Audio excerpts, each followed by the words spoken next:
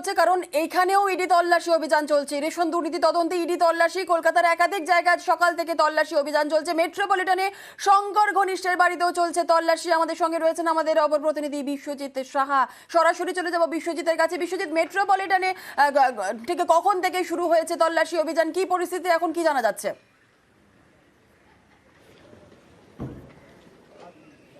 দেখো, মেট্রোপলিটনে দুটি ফ্ল্যাট রয়েছে।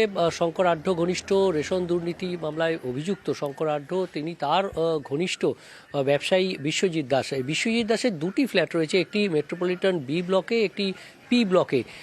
দুটি এই ফ্ল্যাটেই ইডির আধিকারিকেরা গিয়েছেন এবং এখন তারা বি ব্লকের যে ফ্ল্যাট সেই ফ্ল্যাটে রয়েছেন, কিন্তু এই দুটি ফ্ল্যাটই ভাড়ায় দিয়েছে বিশ্বজিৎ দাস এবং এই দুটি ফ্ল্যাটই কেউ থাকেন না, অর্থাৎ ইডি আধিকারিকরা অপেক্ষা করছেন। তারা এখন বি ব্লকের যে ফ্ল্যাট সেখানে রয়েছেন এবং তারা সিকিউরিটি ফোর্স, তারা কেন্দ্রীয় বাহিনী তারা মোতায়েন করে রেখেছেন পি ব্লকের যে ফ্ল্যাট সেখানেও, অর্থাৎ দুই ফ্ল্যাটে নজরদারি তারা রাখছেন এবং এখনো পর্যন্ত তারা ফ্ল্যাটের ভেতরে ঢুকতে পারেনি, কারণ ইডির যে আধিকারিকরা টিম এসছেন এই ফ্ল্যাটে ঢোকার, যে এই ফ্ল্যাটে ভাড়ায় যেহেতু থাকে তাই এই মুহূর্তে কেউ নেই, কিন্তু এই ফ্ল্যাটে এই রেশন দুর্নীতি মামলা সংক্রান্ত কোনো নথি রয়েছে কিনা তা খতিয়ে দেখতেই ইডি আধিকারিকরা এসেছেন এবং ইডি আধিকারিকরাও এইরকমই বিশ্বজিৎ দাসের অন্যান্য বাড়িসহ অন্যান্য বিভিন্ন অফিসতেও তল্লাশি হচ্ছে। প্রায় 6 জায়গায় এই তল্লাশি চলছে।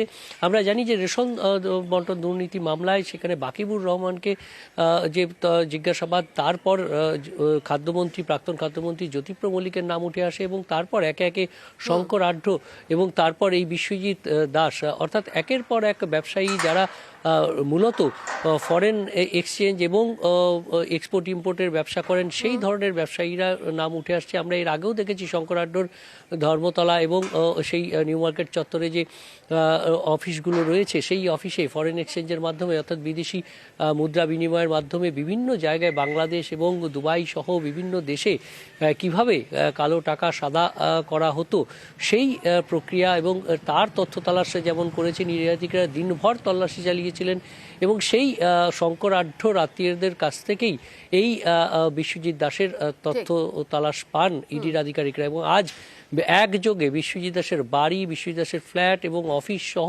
বিভিন্ন জায়গায় তল্লাশি শুরু করেছেন ইডির আধিকারিকেরা। একেবারে অনেক ধন্যবাদ বিশ্বজিৎ।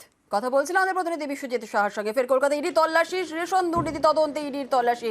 কলকাতায় 7টি জায়গায় তল্লাশি অভিযান। বাগুইহাটি বাকিবুর ঘনিষ্ঠের বাড়িতে ইডি হানা। বাকিবুর ঘনিষ্ঠের বাগুইহাটির আবাসনে ইডি হানা। ব্যবসায়ী হানিস তাসরিয়ালের বাড়িতেও তল্লাশি। একই সঙ্গে 3 জায়গার ছবি দেখছেন। বাগুইহাটি মেট্রোপলিটনে ব্যবসায়ী বিশ্বজিৎ দাসের বাড়িতে তল্লাশি অভিযান এবং সল্টলেকে আইবি ব্লক, সেখানেও ব্যবসায়ী বিশ্বজিৎ দাসের বাড়িতে তল্লাশি অভিযান চলছে।